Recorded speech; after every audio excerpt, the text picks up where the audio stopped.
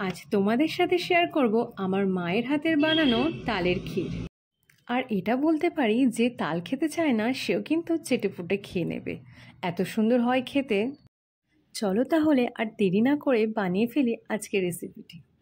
আমরা ভালো করে তালগুলো ছেঁকে নিয়েছি, আর কড়াটা গরম করে ছেঁকে রাখা তালের পাল্টা দিয়ে দেব, আর একটু নেড়ে নেব যাতে তলা না লেগে যায়। ভালো করে নাড়তে থাকবো, আর সাথে দিয়ে দেব পরিমাণ মতো চিনি।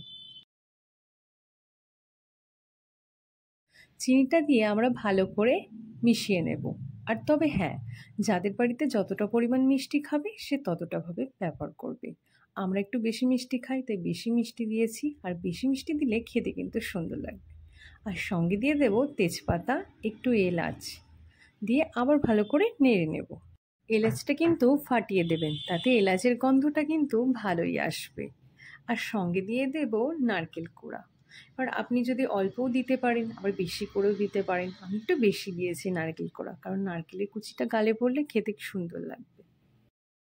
ভালো করে মিক্স করে নেওয়ার পর এতে সামান্য লবণ দিয়ে আমরা 2 চামচ গুঁড়ো দুধ এখানে দিয়ে দেব।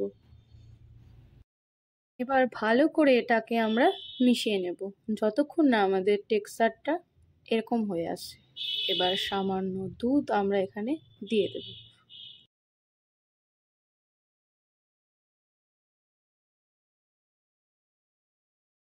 দুধটা দিয়ে আমরা ভালো করে ফুটিয়ে নেব, যে যতক্ষণ না পর্যন্ত ভালো করে বসে না আসছে।